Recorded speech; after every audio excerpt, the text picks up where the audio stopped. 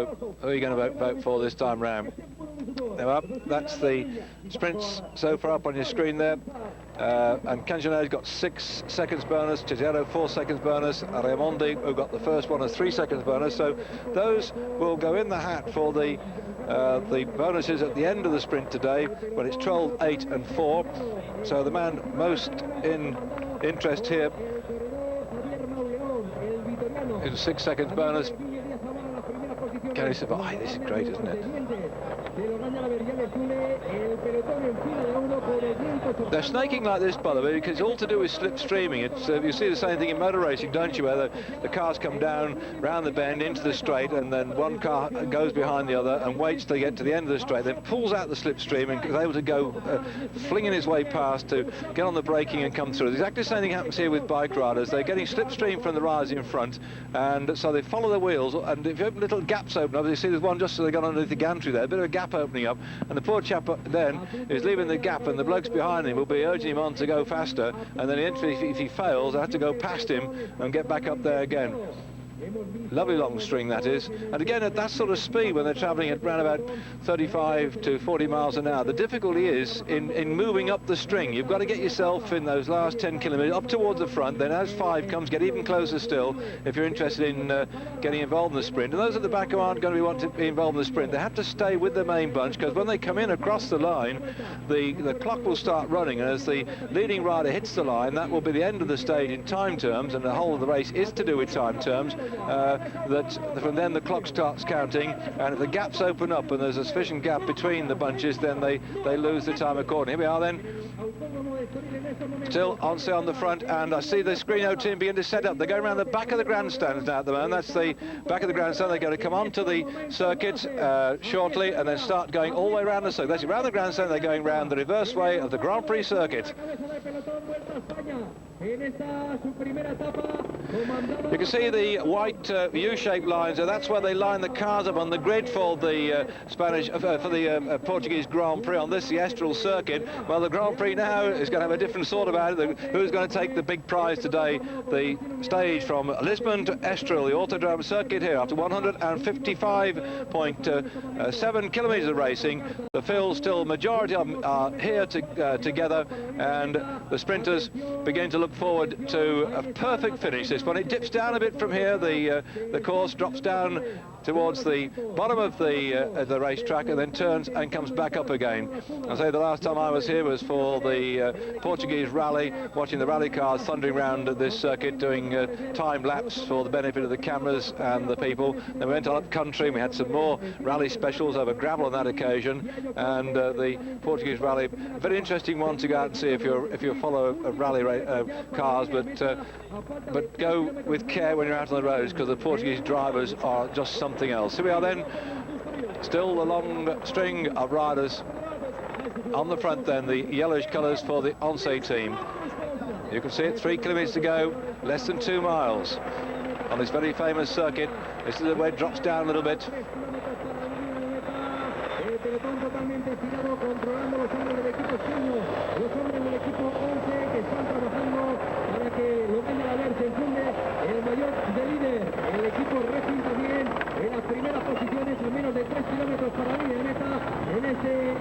Well, Screeno in the orange jerseys making the most of this one. I say Conti got the opening sprint last year. What can he do this time? His teammates are all welding round about him, but they've gone very early on the front. I don't think the Once will really be pushing and shoving too much now to set it up for Jalabert. They've done the work just to keep this pack together. Now Jalabert will have to do what he can. The yellowish jersey, to me, I think it's more like the AKI team begin to set it up for Leone.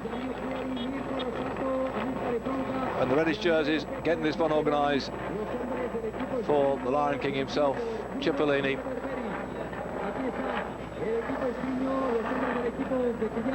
Yeah, you can see the leading man pulling up now. He's done his work, he's kept the pace up, stopped the riders from further back coming through, thinning the thing ground, and yes, very much still yet again.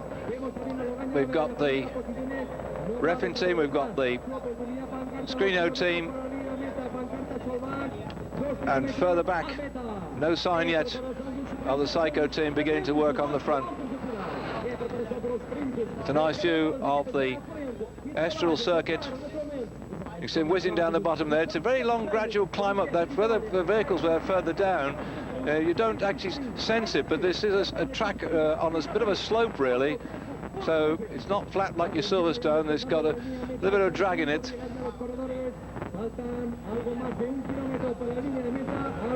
Wonderful opportunity to use all the road here. What a sight that is. Well, it's ideal bike racing conditions to race on circuits like this. If you just have a bike race on a Grand Prix circuit, they can be pretty boring because they're usually pretty flat, and also from the spectator's point of view, you're a million miles away from it, set up in the grandstands, and you feel a bit out of it too, because the grandstands are built for maybe 120,000 people all around the circuit. You don't get that many watching a bike race going on, so it can be a bit of a lonely place. But right now, in the start of the tour, it's a real one-off to have this start at the Estoril circuit. And again, still the Skriniar team riding hard in the front. Begin to see the TVM team working their way through. Still Skriniar on the front. Jalabert back in third spot. Jalabert back in third.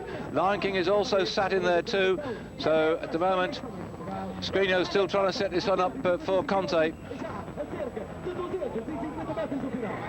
Now they're starting to go some spread all across the track.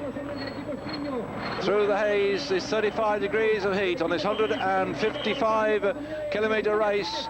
It really has sapped the strength of some of the riders. They're now easing back and letting the big sprinters do it, and it's still on the front then. Skriniar leading out this one, and Refin start to come through. Jalabert in the centre in the yellow, trying to come for some. And on the right-hand side, looks like one of the TVM riders, that Volkamp, going for that one. Well, that's gone to TVM. That was a surprise. Sudden sprint then for the Dutchman, leaping out from there to take that one. A good sprint it was too. In fact, we'll have to wait and just check who that one was, taking that sprint, catching everybody napping.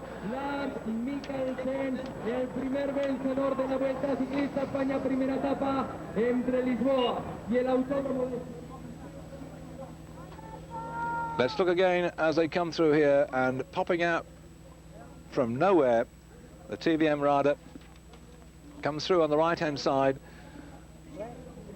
lunging through here.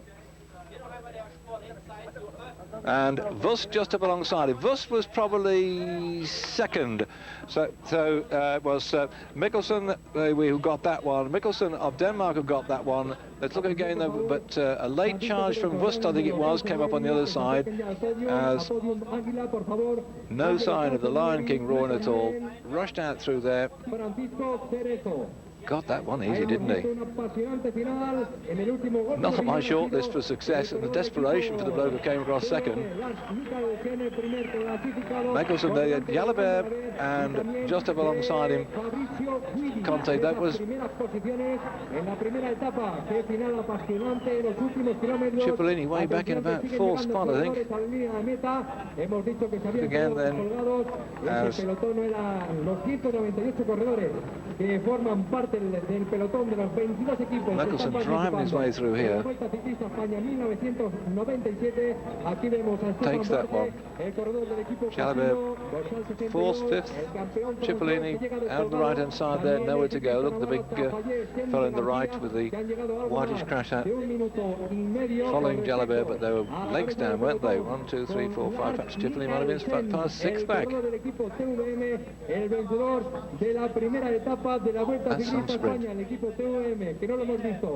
En las primeras posiciones de la carrera, pero al final han conseguido esa victoria con el corredor. Well, the charge coming here. I'm looking for the TVM lad who just was nowhere, who's in the pack. Nobody, I think, was suspecting him to come out. And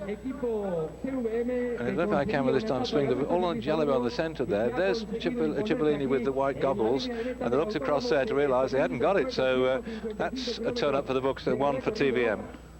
That was a surprise turn up for the books then, with Lars Mikkelsen getting that one, the Danish rider thundering through ahead of the top sprinters, who we would really have expected to be up there in the top slot. Then maybe get revenge tomorrow, another flattish day. We only got, what, four flat stays, that's right, before we hit the mountains. So Mr. Cipollini et al. Had better start and get themselves sorted, because we're getting a few surprises here. Mikkelsen toppling the top sprinters with that particular ride. We've got the main field split in two pieces. You see the rest coming in here now at the moment, and tomorrow we'll be bringing you the action again. Could be a sprint finish on the stage from Évora, and that again will keep us in Portugal. We're here for today, tomorrow, and 2/3 of the stage the next day. So that's another chance, I think, for the sprinters to wet their whistle, have a little go.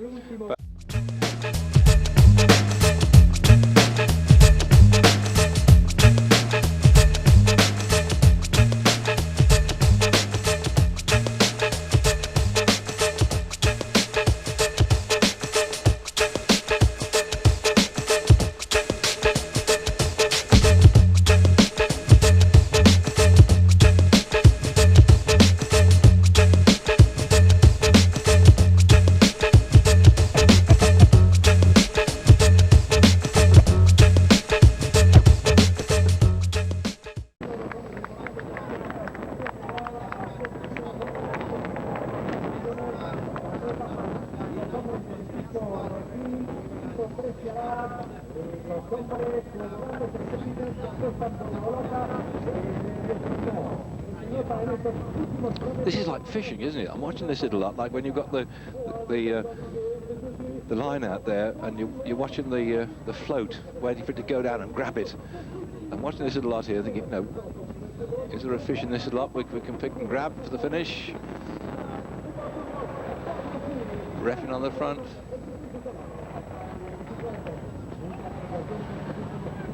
And it went early, and the yellow jerseys start coming through for the Acke. They're beginning to come through now, and the slower riders now peeling off and causing confusion behind them as they move in then.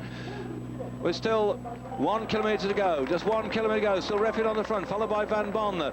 And no sign of the yellow jersey of Mikkelsen in this main pack. There are 12 seconds bonus for the first man across the line, and he has to watch out for people like Guidi from Scrigno that were there yesterday in that sprint finish. Bettin from Reffin then is the man they're looking after. That's what they're trying to get Bettin in there. Bettin number 164, Reffin in this little group now. They want to get him the victory. He finished in 5th spot yesterday. Can Reffin pull this one off? Will the yellow jersey come surging through then? They're still going on now. It's Scrigno on the front. Scrigno trying to set this on for Guidi to try and take the lead as well. No sign of the yellow jersey of Mikkelsen, who's marooned back there in the pack. Has he got the strength to come through after victory? Yet they're swinging wide as the Scrigno team swing out wide, and somebody's gone straight into the barriers. They're upended, they're falling all over the place as Scrigno start to go, and the destruction derby has taken place, and the riders here swung too far, and it's going to be a sprint, and it looks like Scrigno could take this one, but it's Marcel Vust. Vust for Festina comes across the line. Marcel Vust takes that one ahead of Serrano, and that was some sprint, and Vust made it look so easy as he took the chance to come round what was left of the leaders to take the victory. Vust just ahead of I think it was Ferrara in 2nd spot, but watch the slow motion replay, and what bad luck then for Bettin's teammate here. The Reffin squad were doing what they could to get to him in contention, and look who's gone down to it. Is a yellow jersey leader. Mikkelsen has come down and he's been crashed out. What a great shame for the man who has the leader's jersey, or I should say had the leader's jersey, but oh, this is disaster. And also down there at the moment, I'm sure that's Bettin as well. Bettin's gone down too from the Reffin team.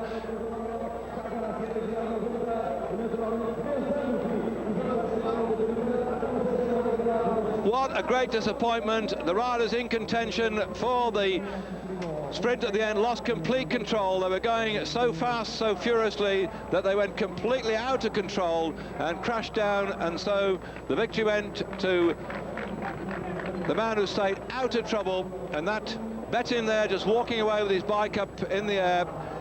He started this morning, he finished in 5th spot yesterday, he was 9th overall at 12 seconds, he was looking for a victory, his teammate here was leading him out, and down he went. But Reffin with Bettin looking for a victory, did what they could. Yeah, sympathy has to go out to these men, the lead-out men who try so hard to get their man into contention for the end, the sprint finish, and then they find themselves upended like that, just losing control. So bad luck for Balducci of the Refin team, who, trying to lead out his teammate, came crashing down, and that was that. Well, a disappointment for the yellow jersey. Let's watch this again now as they go around. See, the Refin team are far right over on the edge, as also coming up there on the left-hand side, you see that Michelson lost complete control, went out, behind him Bettin had been trying to ride on his wheel, also came down, bikes and bodies flying everywhere. And when you laid your bike over that far, you're going so fast, once it starts to slide away from you, there's nothing you can do about it except pray.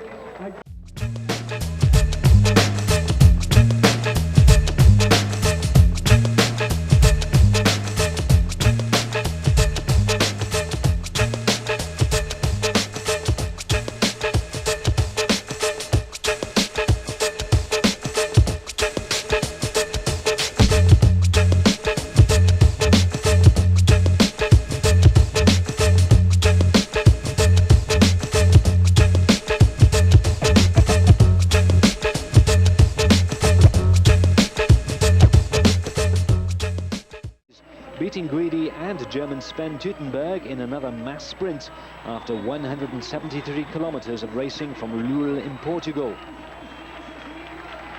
Denmark's Lars Mikkelsen retained the leader's yellow jersey by 1 second from Guidi.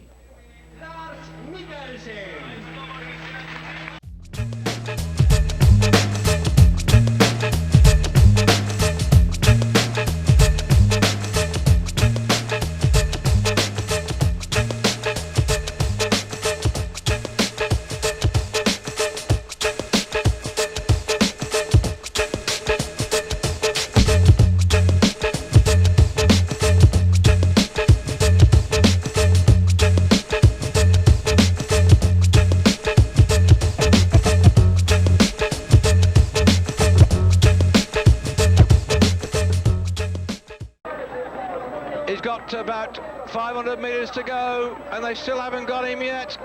Can he pull off a surprise here, as the sprinters don't want to do any leading out at all? That could give him the chance he wants, I think. As the sun beats down on the back of his riders, he's got 200 metres to go, and still they haven't closed up on him. 125 metres to go, and he's still out there on his own. And the rest of the sprinters realise they've got to go some to catch him, and he's coming in the final 50 metres. He looks back to see if he's going to make it, gets out the saddle and tries to go for it, and he gets it on the line. Well, that was absolute turn up for the books. That was 44.7 kilometres per hour, the time of the stage, the average speed, 28 miles an hour it was.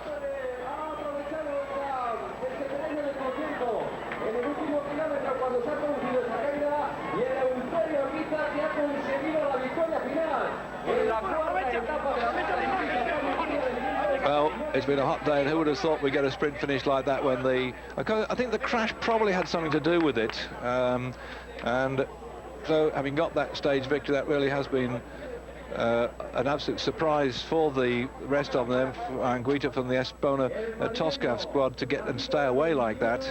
And I think they must really be looking at today's race as being something that the new sponsors of their team are going to be very excited about, because they came in quite late in the sponsorship of the Toscaf team. I remember when I went out to Murcia to start the season for the big tour then, that the team had only got Toscaf as a sponsor, and they haven't got a very, very strong team. But today they had Muller, who went away for about 140 kilometres, and now they got the stage victory with Anguita.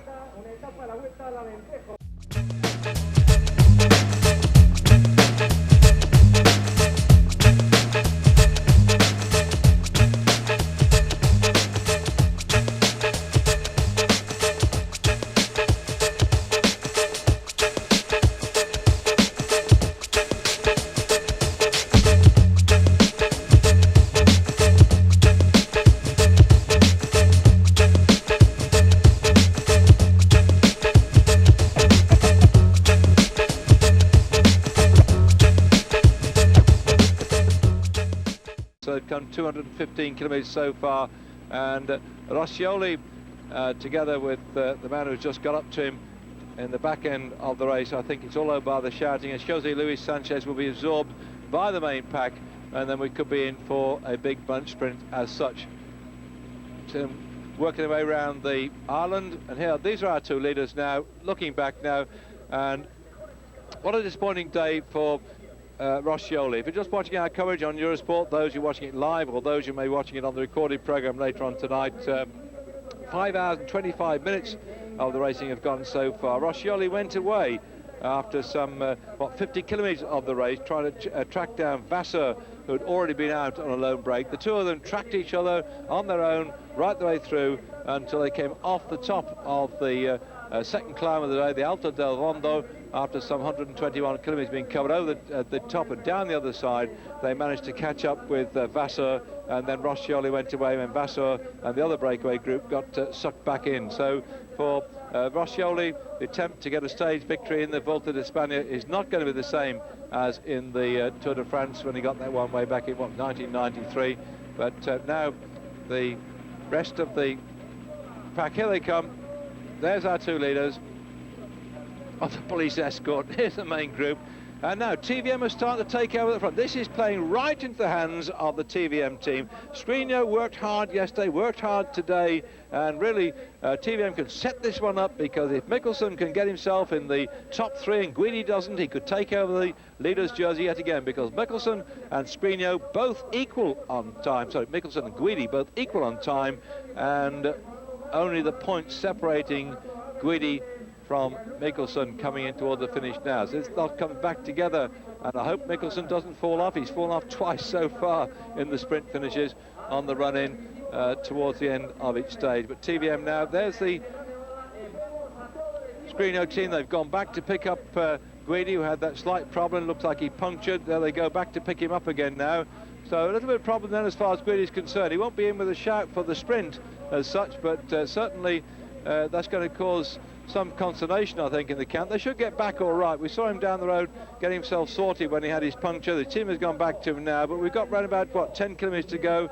So Guidi will certainly get back into the main pack, but the point is, can he contest the sprint? I'm saying the TVM have decided suddenly to put the pressure on the main pack. Skriniar have been doing so much work on the front. They had to go back now for Guidi, who's punctured, and really, when they get back again, I don't think that Skriniar could pull their man forward for the sprint finish. So if Mikkelsen can finish in the first three, then there could be quite a change overall. In fact, Roscioli and his breakaway companion have not yet been caught. I thought, as I went back to see the drama with the yellow jersey having punctured, that we might miss the junction. But Jose Luis Sanchez and Roscioli will now, I think, be absorbed any moment. There's a chap standing out with a bottle of water for them. The spectators want to get involved. They're happy to hand up drinks to the ride. So that's it. That's over now. What a shame then. He went about a 50 kilometres spot. They're in blue and white. 1 kilometre to go then on this very straight run in. Just this slight bit of a left-handed drift, and then it's run up all the way towards the finish.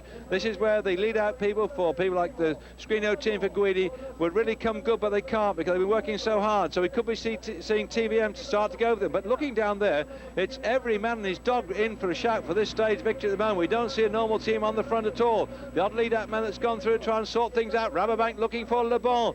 So Van Bon could be in with a shout as Rabobank starts to go for this one.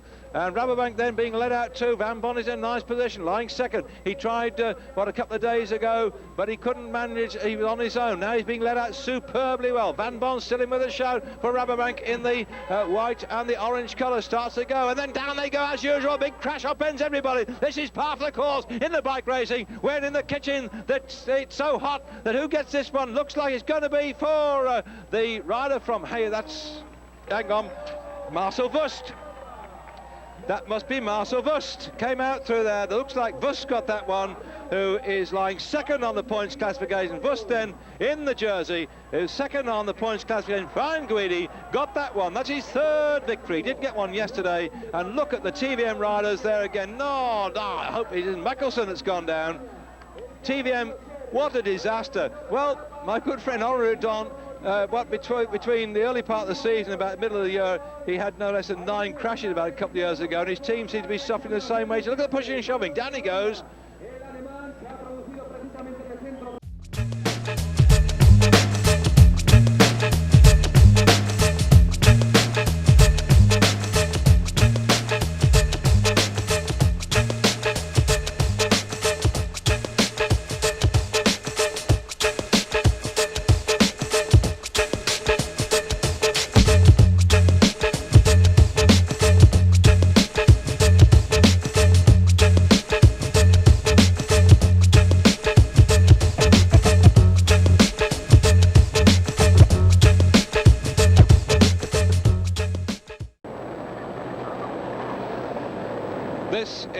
leader about to be caught by the Onse train, who are really steaming up this climb up towards the top of the first category climb, the first one we've got in the race so far, and this is the Alto Mirador de la Cabra Montes, and the Onse team have decided now it's about time they sorted out the overall situation. We've been having only seconds separating the riders until today, and now Onse are putting the pressure on everybody in the group there. But all the top men are just behind the Onse team here. I've seen Pascal Hervé there, Dufo is in there, even the white jersey of the man who's leading on the King of the Mountains competition, Jerez, is still there at the moment. Romiga's there. What else we've got? Chiappucci. Chiappucci is about fifth back from the tail end of the Onse team. So if you look further back there for the ASICS team, you'll see Chiappucci, who, as I mentioned earlier in our programmes, is without a contract for next year, and the press are referring to the evergreen Claudio Chiappucci. But it looks at the moment that Claudio is going to be out of contract next year, and so he's determined to do well in this race, and he's still in good form, and of course he's a tremendous mountain climber. And that's how a man who was leading, by the way, for so long has suddenly been shot off and has now been absorbed. And now also the other riders here trying to get back. That was Pascal Richard we just went past, the Olympic champion. Pascal Richard, having crashed, what would it be, about a few weeks before the Tour de France, he really hasn't had the race form this year, and has got to sort of work himself back in again, the Olympic champion. So many of the champions, world champions, Olympic champions, usually seem to have a disastrous year after they have their success for all sorts of odd reasons, and Pascal Richard is one of those trying to fight himself back into form, and he's just off the back of this main group at the moment. Still Onse on the front. Onse at the moment, just one man back. That's Molon of the Onse team, not able to help up at the front, still a little bit under pressure.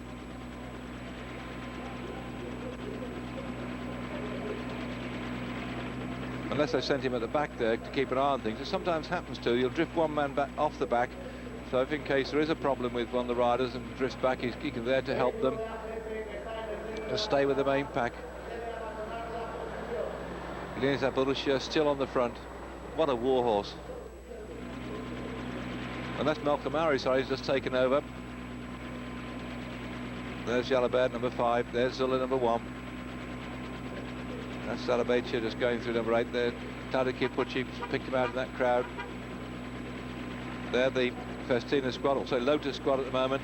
Garcia Casas of Spain still nicely positioned in that little one. There with the scarf around his head with flowing blonde locks behind, that's Brochard of the Lotus team. Being followed up by Di Basco. Psycho again with long flowing locks, but brown ones in this case. 171 climbing up, Casablanco from the Flavia Telecom team. That looks good. The Colombians are going to be very happy, I think, now to be into the mountains and the sun beating down their backs. This is where they're going to, I think, find their measure. We haven't seen anything really at all of the Flavia Telecom Colombian team, but Casablanco, the team leader, is in that little group at the moment. Running one side Jalabert. See what I say about these crash hats now with the slots in them to get the air to cool through them. There's Chiappucci. Bounce, bounce, bounce, bounce.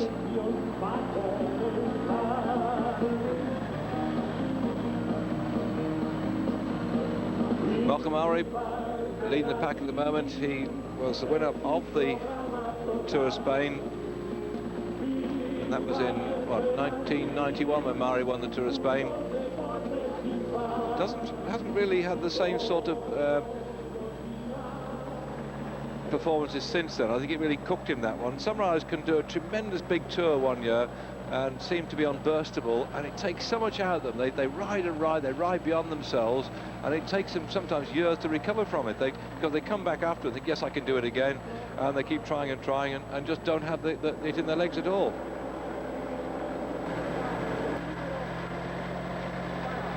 It depends really how much the top men today want to have a little war and sort this lot out, because with a long run down into finish, around about 40 kilometres, many of the chaps you see being shelled out now, if they get back together and work hard, they could close the gap down and get back in contention. So I think the Onse team have really got to start going a bit faster than this. There's still far too many here, I think, for comfort.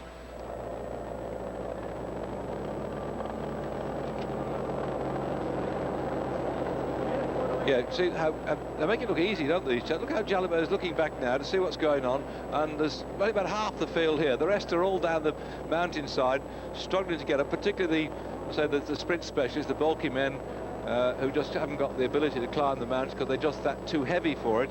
So they will be back there waiting and hoping that they can regroup on the way down the other side. I'm just using that top shot to see how many people we've got in this breakaway. It's this main pack. There's about 45, maybe 50 riders. So yes, about half the field are here on the climb up towards the top of the first category climb in the Tour of Spain this year. It's the Alto Mirador de la Cabra Montes, the first category climb, rising up some 1,300 and odd meters above sea level. Yes, that is Zülle da Barucha doing off the work on the front of this race, but his job not to improve his overall classification place, but to do what he can. So that's it. I said it was Zülle da Barucha, then I looked at his number and thought I got it wrong and said it was Mario, but it is Zülle da Barucha because I recognise his hat and his sort of straight arm style as well, and the gutsy way he rides off the front. Well, number 51 has got himself back in the pack, having been dropped off Gentili from Cantino Tolo, which shows, I think, that the pace at the moment is not too vicious. A lot of chaps are just hanging on in there, and they have to start moving, I think, in the next sort of 5 to 6 kilometres. So they're going to see a few more people up. Yes, so this letter from Pudding Norton, from Marion Bills. She likes to get on the exercise bike. She says she knows nothing about the sport of cycling except what she's picked up from watching Eurosport. And she had a major operation in it last year on her left hip, and so it's not exactly right. So she goes on the exercise bike to help the muscles and tendons repair and strengthen. She did ask me a question, and it was, what exactly are the green and polka dot jerseys given for? She's a little bit confused by it. Well, I hope as that letter was written on the 15th of July in the midst of the Tour de France, Marion, you caught up with it. The green jersey was for the points. Every day when they go across the line, the riders are given positions because the camera picks them out, photo finish, and the first place man, say, gets 25 points, the next man gets 20 points, the next man gets 15 points, and so on, whatever it is, right the way down, and they add the points up, and the man who's got the best point score gets the green jersey as a points leader on that particular competition, and the polka dot jersey was the one man who got the points in the King of the Mountain. I hope as the sort of race went on, Marion, you caught up with that. In this race, of course, they changed it all around. The yellow jersey, or lime yellow jersey, is for the overall leader again, but they've got a white jersey for the King of the Mountains. The points jersey is a sort of pinky thing. They've got a sprint jersey, which is a blue one. So, oh dear, Banesto begins to lose people already. This is not so good, not so good. To lose blokes already at this stage, I think that's Jimenez is struggling now. What's happening to him? So Jimenez begins to be blasted out of the race. He doesn't look good, does he?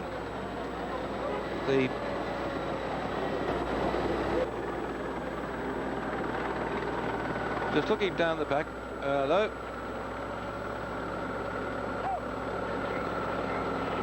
What's happening here? Certainly the field has slimmed down quite a bit. We haven't seen any fierce activity so far to break the whole thing up. It's just been a constant grind up towards the top of the climb, and the rider's been flying out the back. Chris Baldwin's now been marooned off the back. Michelson, the overall race leader in the yellow jersey, he's been shot on the back as well, and the major loss has been that of Jimenez. They're giving a run down there on the Once team on your screen, so you can see that one.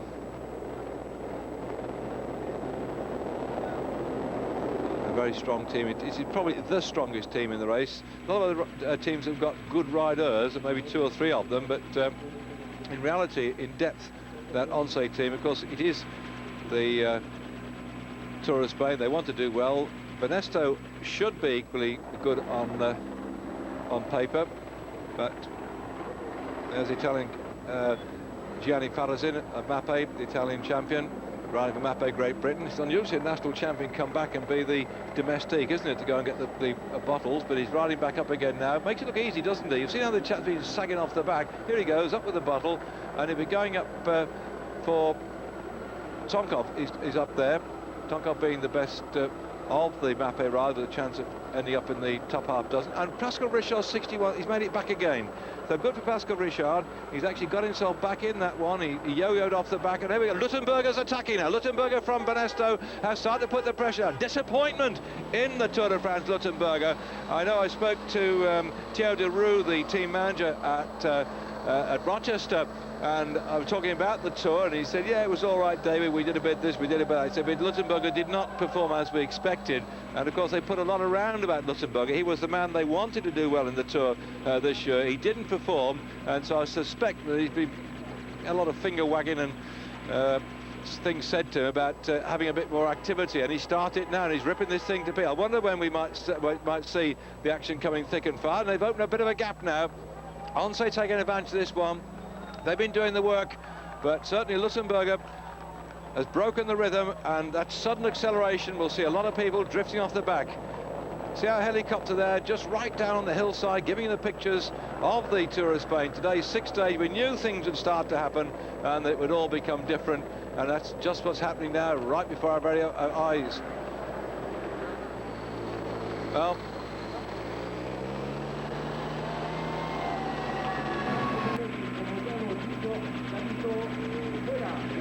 so only about 35, 40 riders left of that main group that came onto the bottom of the climb together as they went up this long 25-kilometer climb, something like about 15 miles of climbing up from the seafront when they turned and came on up from the town of Alimencar and then over the top of the climb. I suspect somewhat that the field can easily regroup on the way down, because Jalabert, having gone off on his own here, got a nice clear run down the other side, but it's a long old way off the top of the climb to the finish at Granada, something like about 40 kilometers as such, so to be exact 42 kilometers to the finish. So really, I can't see that one lone rider can stay away with the big bunch who are coming at them. And some of the riders who we've dropped on the climb will be doing the same thing. They'll be trying to redress the balance and come back over the top of the climb. So Jalibert's got his work cut out here. And we'll keep our fingers crossed when they start dropping down the whole pack. And the people try and... Here's a kilometre per hour. It'll go a lot faster than when we really drop down the steepest part of the climb. Although it's... on the descent, it's a long, gradual descent. It's not too steep, as steep as the climb they come up. Because they've come up in 23 kilometres, and it's going to take them something like 40 kilometres to go down only half the way, because they're going to end up about 680 metres above sea level at Granada, whereas the top of the climb, 1,260, or the actual climb, and the top of the mountain, 1,300. So they're going to be dropping around about 600 metres. There's your gap back to Jalabert, and the Lotus team putting the pressure on the rest of the pack now. And of course Once can sit in the best seats and watch this go on. So Dufaux for the Lotus squad.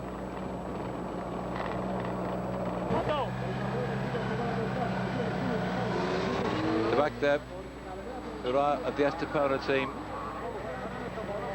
still struggling to hang on to this one. The damage that's been done in this race by the Once team, it's unbelievable. It looks like a scar on the left-hand side.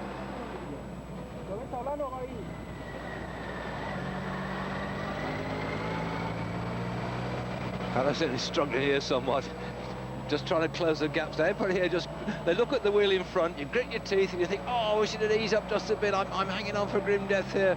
And look at this, here they go. God, brilliant countryside, absolutely superb. And they have no chance except just to grovel and look at the wheel in front. Zülle now on the front.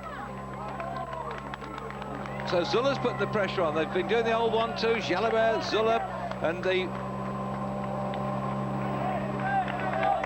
Lotus Festina having to respond. And again, Dufaux having to do something about this. They're starting further back. I can see Kirpucci still around about, what, 4th, 5th back from this one too. One of the TVM riders hanging on in there too. Could be Bo Hamburger, I think, climbing quite well too.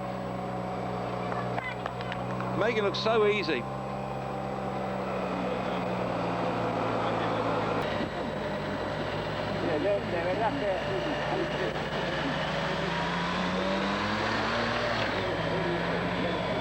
Escartin and Dufo are not likely to do much work here. Although Dufo's gone to the front of this group, and looking back, I can't see he's going to do much to drive it on when you've got two onsaves there. Why should they?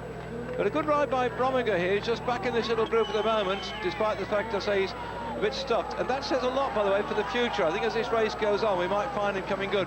Back with the Colombians. I thought they'd start to come good once we got into the mountains from the Flavio Telecom team from Colombia. They make it look so easy, these Colombians, don't they? They can go up, but they can't come down. Here we are. This is the sprint. And Jalabert, Dufo, Escartin.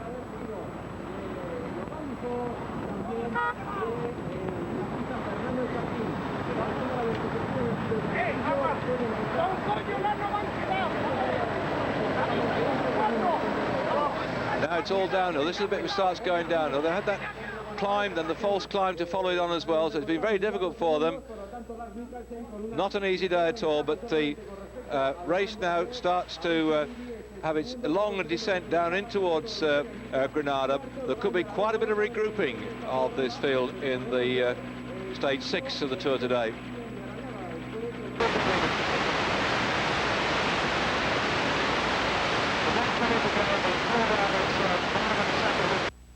But no doubt about it, according to my calculations, Laurent Jalabert, who started this morning 11 seconds down on Michelson, will now, having had a 3-second bonus on the last sprint of the day, 1 second bonus on the second sprint of the day, he's now then 7 seconds down on Michelson, but the other boys were 21 seconds down, so it could be then that he would take the overall jersey from the rest of the field. But have to wait and see then, as Jalabert has done such a tremendous job today, breaking the whole thing up. He's got with him in the blue and the white colours Dufo, the man who finished second in the Tour of Spain last year. Last year's victor of the Tour of Spain, Zülle, is on the front now, leading out this sprint. So the Once team have two men to try and sort out the victor of today's stage. Dufo doing the right thing, lying in second place. Escartin back there in fourth. Is no great sprinter at all. Escartin, a tremendous mountain climber, winner this year of the Tour of Catalonia, has done the right thing. He's tried to follow Jalabert. He won't have the strength. There's only one man in this one who's got a romp in here. I hope he is going to take the stage, and he's going to take the jersey too. Jalabert takes the stage victory, and he also will take the leader's jersey too.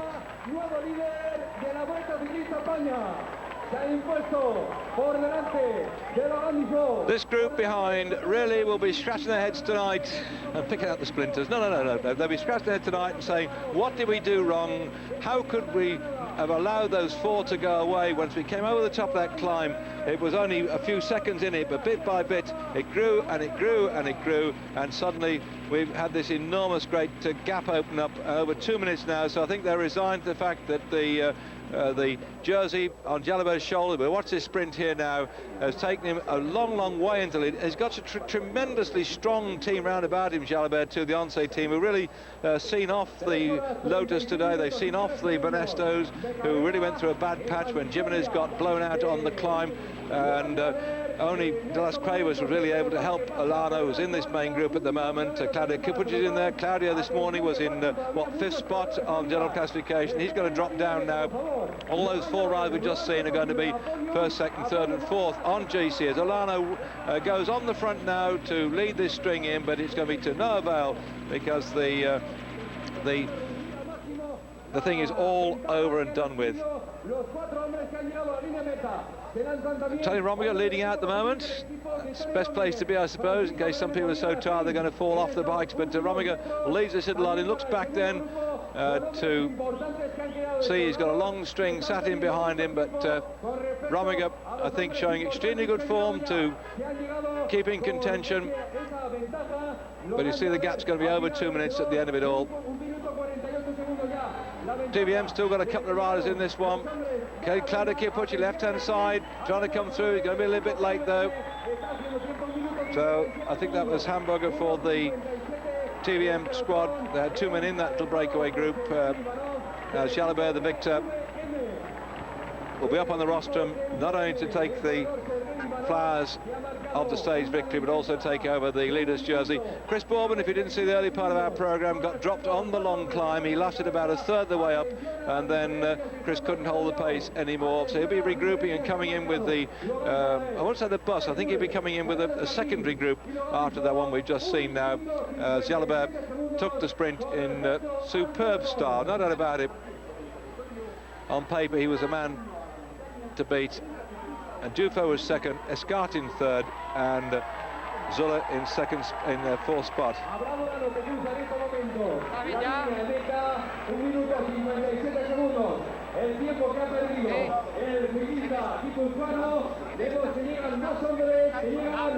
Look at all the Festina riders. They wouldn't chase down today, so they had Dufo in that leading break, so why should they bust a gut? They've got a big day tomorrow when we've got that climb up the Sierra Nevada to finish 2,500 metres above sea level, so I think they did the right thing. Yeah,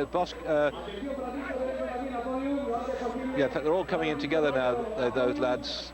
Surprising, I think the Brochard here with the headband on wasn't up there on the climb as such, but Brochard, I think, will keep himself for tomorrow. Brochard coming just ahead there, Neil Stevens out of the group as well, so the Festinas, with Dufo out there at leading break, they just coasted in. They wouldn't do any chasing down at all, because they knew they got a man out there, and let him roll on and save themselves for tomorrow to defend Dufo's position on overall classification.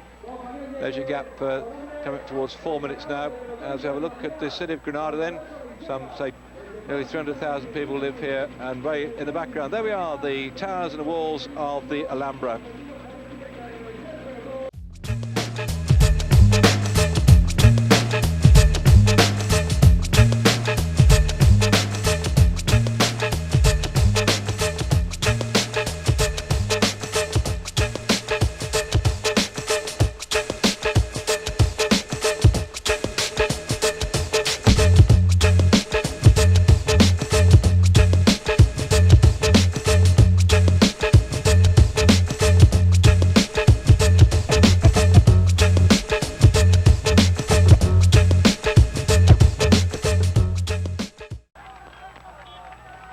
Who's going to put some pressure on here, because I'm sure they must know that Ledenoir is on the general classification 8th spot at 2 minutes and 23 seconds.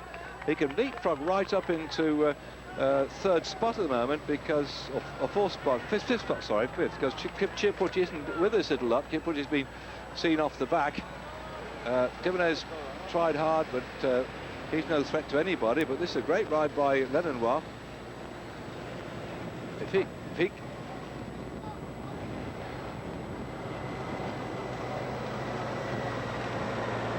So that gap was one time 40 seconds. We had 20 seconds between Jimenez and this fellow here. He's caught him now, and I think the gap is certainly a minute or more, the way it's opening up now. And Ledenoir has gone just the right time. So Ledenoir down the road is ahead here of Jimenez. And there he goes. 5 kilometres to go. If that is a minute, it's going to take some pulling back. And that will certainly move him up on the general classification. He can move up into 5th spot, taking Claudio Chiappucci's spot, because he's not with this group. Nor Cerezzo, nor Moller. Alana was 9th this morning, has retired from the race. Ajuria of the Escatel team has been dropped off the back. We've seen Mauri dropped off the back. Serrano is in this little group. He's 12th overall at the moment, so he's going to move up quite a bit, Serrano. The rider for the ASICS team, Zaina, what was he, second in the Tour of Italy a couple of years ago? He's still in there as well. We've lost Claudio Chiappucci. I'd like to go back and see if Tonkov is in there at the moment. Dillas Cuevas was hanging about for quite a bit too, so we would like to see quite a change on the general classification on this mountainous stage. Though I said it one time, it's 40 seconds. It looks like it's going to be at least a minute and a bit, with 5 kilometres to go between Yvon Ledenoir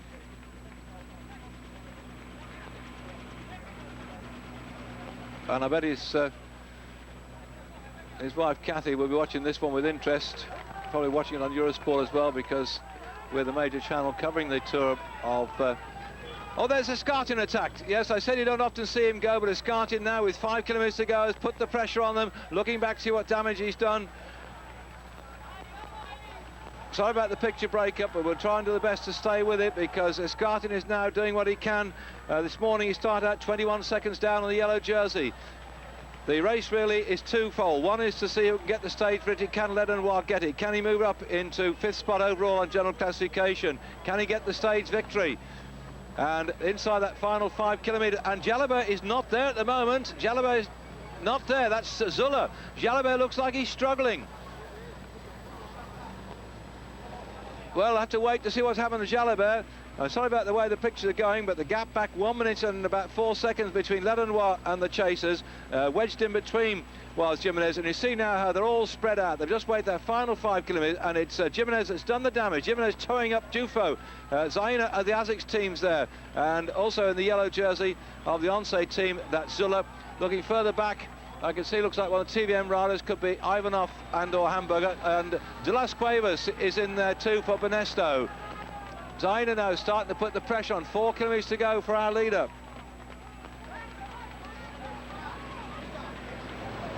The encouragement being given to this man, he's going to need it, because having launched that attack from behind, the efforts of, and he's going again, another acceleration from Escartin. He's accelerating, and Jalabert has disappeared. Jalabert this morning was 16 seconds up on Dufo, 21 seconds on Escartin. There are time bonus at the end of it all. 12, 8 and 4. The jersey could go yet again. What a race we've got, and it's only on the 7th day of the tour. And there's Jalabert. Sorry, there's Zülle. No sign of Jalabert. So Escartin, Dufo, Zülle, Zaina, and a big gap has opened up further back down the road. And I think this is De Las Cuevas coming up. Yes, it is De Las Cuevas. De Las Cuevas doing the work to try and come back up there. It's a good ride from him today. De Las Cuevas this morning was in 18th spot at 2 minutes and 23 seconds. Ledenoir this morning at 8th spot, 2 minutes 23 seconds, and he's distancing himself from the yellow jersey of Jalabert, who looked so strong yesterday. But that's what bike racing in the big tours is all about. It's judgment day in, day out, recovery overnight. Jalabert said this morning he rested well, he slept well, he had a good night's rest, but he hasn't seemed to restore his legs now. As Escartin looks back at Dufo for the Lotus Festina squad, and the yellow shirt there of Zülle, last year's victor, sitting comfortably on the wheels and doing nothing at the moment. He can't really attack his team leader. He has to wait and wait and wait.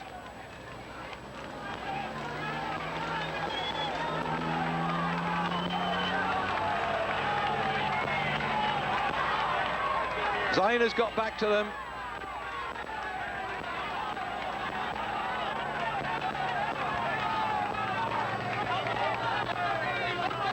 Well, sorry about the picture problems here, but look at the speed at which they're coming up here. We can see the people tail off the back. What a day we've got yet again.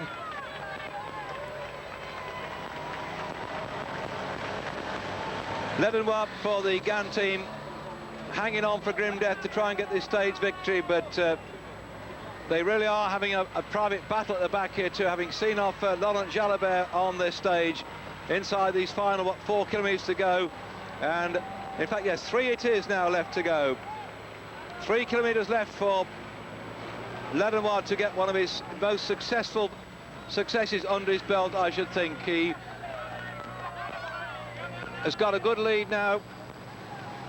Escartin, Dufo, Zülle and Zaina, those are the men chasing after him. Well, I'm going to get my clock ready here, because there Jalabert is in trouble. The yellow jersey, this could go, but the question is who will get it. The best placed ones, Dufo at 16 seconds has gone down the road. Escartin, 21 seconds has gone down the road. Zülle, 26 seconds has gone down the road. And Jalabert now is going through an awful bad patch. He'd been looking so good yesterday, so confident when he went away on that climb with 40 kilometres to go from the finish, and rode confidently in to get the stage victory, the extra few seconds bonus, and to take the jersey on the lead of the King of the Match, everything except the King of the Mountain. So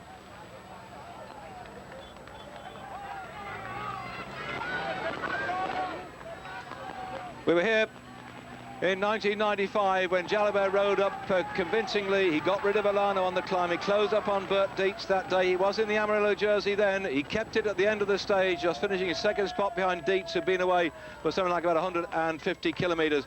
But today, it's Ledenoir that's the one who's trying to win the stage. Man who's lying in 8th place overall, so a lot of top brass still in here with a shout, trying to sort this race, and it's going to be a fascinating race going through. right the way to we bring you the conclusion of the Tour of Spain on what's it going, Sunday week now, isn't it? Sunday fortnight, yes, we're not, it's on the first week, isn't it? So Sunday fortnight yet to go. You see all the familiar chalets in the background of the ski resorts that so many of the big tours now finish up with the ski resorts. And we're looking at Luttenberger. It is from the Benesta, from the Rabobank squad that's got up there with De Las Cuevas. They've caught up that little group at the moment, and they've also brought up one of the riders from the Estepona team, and I think that might be Klaus Muller that's made it, so that's a good move for him too. Jalabert is really struggling. His legs are hardly going round. Look, look, look. There's nothing left. What a contrast. Up the front then, romping on to try and get his stage victory under his belt, Ivan Ladova. Up on top left-hand side of the screen. Soon he turned pro in 1990 with Castorama. He won Clermont-Ferrand Limoges race. But since then, he's just been there or thereabouts. Not a lot of way of individual success as such. Seconds and thirds here, there. But Jalabert on the bottom left-hand side now at 3 kilometres to go. And it won't be long then before our leader sees the 1 kilometre to go. I'm sure about that. There in the distance, the finish of the race today. But unusually, we're not staying up in the mountains. Many of these riders, all the riders and the entourage, back down into Granada, having had 2 nights in the same bed. Most unusual in the Tour, but a very circuitous course we've had today since we left Guadix this morning, curling round through some very narrow roads, some very tough roads. The climb of the Puerta del Lago, the climb of the Alto de Bercules, one first gravity climb, 2,000 metres above sea level, came after only 32 kilometres of racing. Then after 80 kilometres, that's some 50 miles, over the top of the next climb, 1,400 metres above sea level. A long run after that, undulating through Treveles, 1,470 metres above sea level, one of the highest towns of its type. And we went through there and then heading in towards the finish at Sierra Nevada. Most of the group got back together some 40 kilometres to the finish. It was all together, and then on the climb it just split asunder, and there's going to be a big gap back between whoever wins this stage and the rest of the riders. The buses containing the big sprinters who are just going to ride themselves over here today and trying to recover in time for tomorrow's stage when we're out of the mountains. We won't be back in the mountains until we get up to stage, I think it's 11, sorry, stage 12, 13, 14 and 15. So for people like Jalabert taking a pasting today, a chance to get their breath back, and probably the situation will return to the sprinters trying to get themselves victories, and those people who are way off the back trying to go in early breaks to get some publicity for their sponsor. So we've had 2 cracking days in the mountain. 3 days ago we had sort of testers just going over the early climbs just to sort of sort the legs out of the riders, but the man we thought was in fine form, always looking confident, left-hand side of your screen now, the world's #1, by the way, Laurent Jalabert. He's actually, that was his 17th stage victory yesterday in the Tour of Spain, and he's worn the yellow jersey no less than 32 times, 22 times, that's right, 22 times that he's had the yellow jersey on his shoulders, Laurent Jalabert. This is his 23rd day as such, and his 17th stage victory yesterday, but he's not able to stay the pace of this lot now. Here's De Las Cuevas, number 54, you can see, or is it 34? 151 is Peter Luttenberger, number 1 is Zülle. Over the right-hand side, the 29 or whatever 9 it is, that's Zaina of the ASICS team. The other riders in there is Dufo for Festina and Escatin for Kelme. But this man has really taken the race by the scruff of the neck now, and inside that final kilometre it looks like it could be a stage victory for Ledenois, who've been riding so strongly. It's a power climb, this one. It isn't just one of those narrow, nasty little climbs where it goes up viciously. It's been quite steep, but it's the one that you can ride at power, and it's been a power climb as far as Ledenois is concerned. And I've got the watch running here. It's now 54 seconds since he went through the Aguila sign just ahead of us, and it's coming up now to 1 minute with 1 kilometre to go. They should never catch him at that rate unless he goes through the worst patch he's ever been through. It's now in fact 1 minute and 6 seconds, 1:07 back to this group here. 1 minute and 7 seconds, and if he gets 12 seconds bonus as well, here he is, 1:12. Ledenois 2:23 down on Jalabert, so that's, he might not take the yellow jersey. He could get the stage victory. 1:12, he'll be certainly moving up there, and if Jalabert comes in more than 2 minutes and 23 seconds down on this young man here, then we could see him moving up into fourth spot on general classification. And will Dufo, Escartin or Zülle get the leader's jersey? Because there's going to be those vital 12 seconds, 8 seconds and 4 seconds bonus.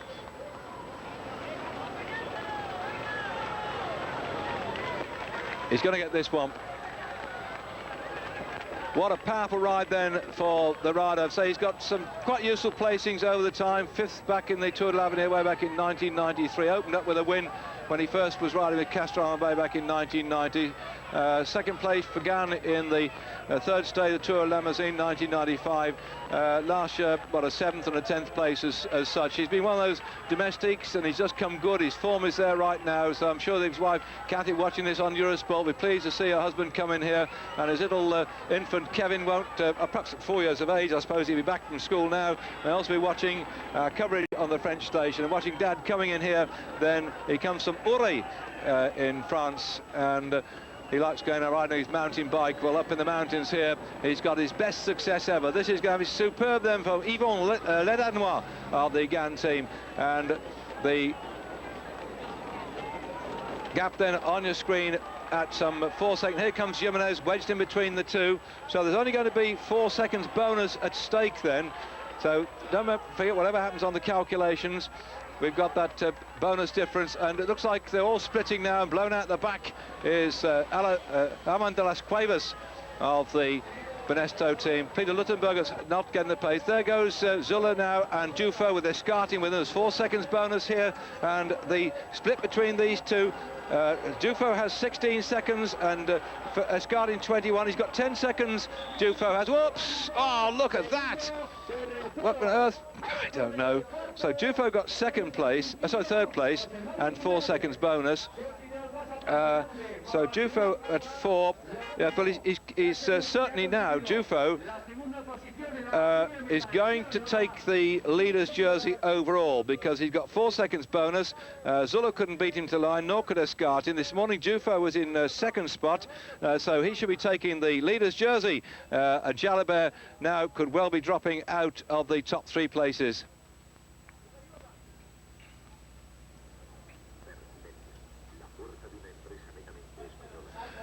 1:21, 1:22 countdown back there. Ledanois, who's just won the stage, was 2 minutes 23 seconds down on Jalabert this morning. He will have gained 12 seconds bonus, so that makes him 2:11. Yeah, 2 minutes and 11 seconds.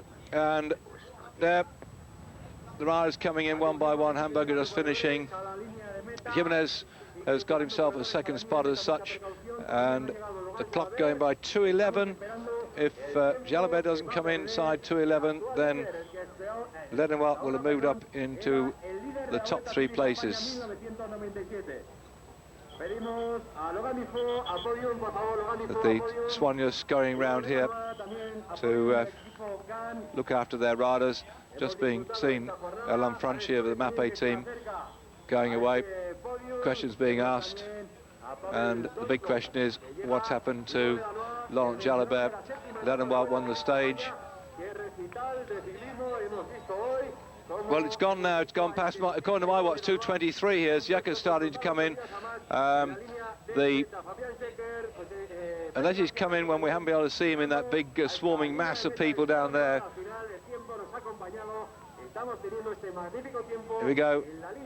A victory for Ledanois, and that should put him then, according to my calculations, into 3rd spot, with Dufo taking 1st spot now. Sorry, 4th spot. Dufo taking 1st place, Escartin 2nd, Zülle in 4th. So Ledanois will have moved up now into 5th spot overall on the general classification, and Chiappucci will have been dropping out. Chirezzo, there's been a whole change of the situation. So join us tomorrow on Eurosport for the day in the Tour of Spain. We'll also, by the marvels of satellite television, be able to pick up the Paris-Brussels for you. I think it's going to be recorded, and then we'll be able to voice it over for you. So I hope you'll be with us on that one, and we'll bring you up to date too on all the news from the Tour of Spain and whether Jalabert finally dropped out of the top 4 places. Well, that's it then. We're going to be off to the ATP Tour at Mallorca, so we're still in Spain as far as Eurosport's concerned, and my very much bronzed friend Simon Reed will be there to take you through that. So after the Sports Centre, he'll be in full action. You'll see on your screen now. I hope you enjoyed the stage again. It's full of drama today on this stage of the Tour of Spain. Lenoir running out the victory. So for myself, David Duffield, thanks for your company. Join us tomorrow, and don't forget on Sunday it's the time trial when the other gun man, Chris Bourman, will be in action. We're looking forward to that one too.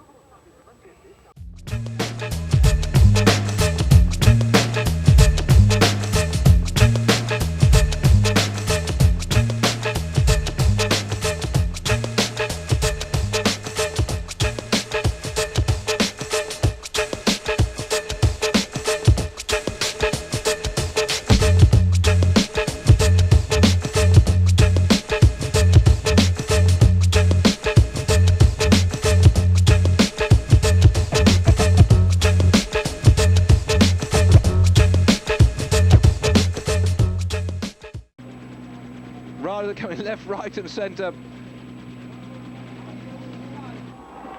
Piccoli's still hanging on, and it's Volkamp after him. Oh no, we don't want these two to come across the line leaning on each other like they had in the Tour de France after a long breakaway as such, when they were in that leading group almost since the start. And they get very tired, these chaps are not used to sprinting out, and it may yet be an action replay for Volkamp, and he's got Piccoli to lead on this time. Oh no, I don't want that again. Volkamp goes onto the wheel, and watch it, chaps.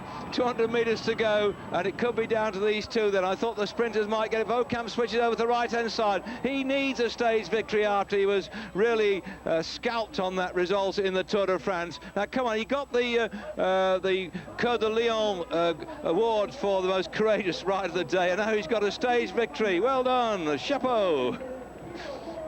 Thank goodness for that. Honour is restored at long last. He's got his victory. Head of Piccoli. Radielli just coming across the line ahead of Van Bon. And then the rest of that breakaway group that have been away now for 174 kilometres coming on in to the finish. Well, Lietchi at the back tried to go for a long one way out, but it wasn't to be. Here they come. By goodness, they're still going, this lot. And to think they're only going to sprint for 11th place as such, but honour is one of those things bike riders have, and it looks like Sferrada of the Mappe team is trying to get this one, the bunch sprint, but yes, he does. Sferrada takes the bunch sprint, and Varsa Vus was on his left-hand side for the Festina team, but it was only just a little bit of a gallop for the sprinters, just to show they're still in the race, and we may not have known they're still there, but they are, and they came through there. Sferrada and Vust out of the bunch group, but Bart Volkamp for TBM, I'm so pleased with this chap after that debacle in the Tour de France when he was caught leaning on Hepner, or Hepner was leaning on him, and that was the most unfair thing. I think everybody, I don't know anybody, I mean, if you're listening to this program, you might not have seen the Tour, but we had two chaps come up like this, they end up leaning on each other, swerving all over the place, and they both got disqualified, and Traversoni was given the victory out of the group, which came in maybe about 10 or 15 metres behind them. But Volkamp made no doubt about it this time. That's a victory in the Tour of Spain to go the one he had in the Tour de France 2 years ago.